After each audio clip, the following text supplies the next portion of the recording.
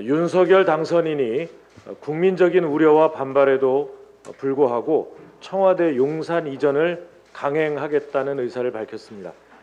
당선 열흘 만에 불통 정권의 본색을 여지없이 드러낸 셈입니다. 국민은 하루하루가 불안하고 고통스럽습니다. 그런데 대통령 당선인이라는 분이 새집 꾸밀 궁리만 하고 있으니 정말 참담합니다.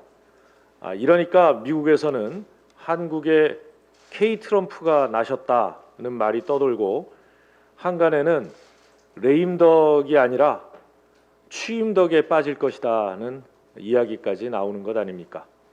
거듭 말씀드리지만 청와대 용산 이전은 민생엔 백해무익하고 국가 안보엔 재앙과도 같은 선택입니다. 우선 윤 당선인의 호언장담과 달리 청와대의 용산 이전 과정에서 막대한 안보 공백 가능성이 큽니다.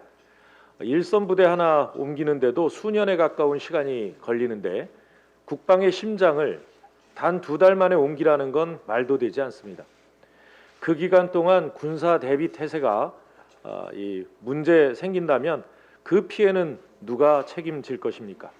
특히 청와대와 국방부가 한 장소에 있는 것 자체가 유사시 안보에 큰 위협이 됩니다.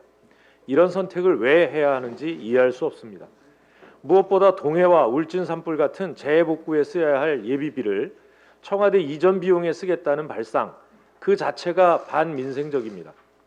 게다가 예비비 집행을 위해선 국무회의에서 이를 의결해야 하는데 인수위는 국무회의 의결을 정부에 강제할 아무런 법적 권한이 없습니다. 서울 시민들과 용산 구민들의 재산 피해도 쉽게 예측하기 어려울 정도로 큽니다.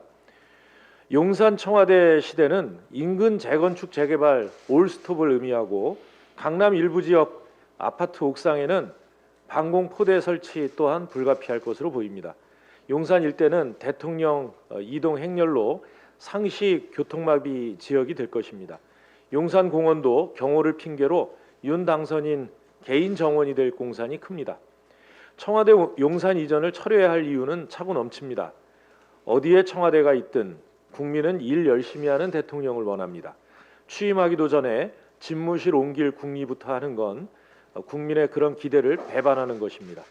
즉각 청와대 이전 계획을 철회하고 다급한 민생 문제부터 챙겨줄 것을 당부하겠습니다.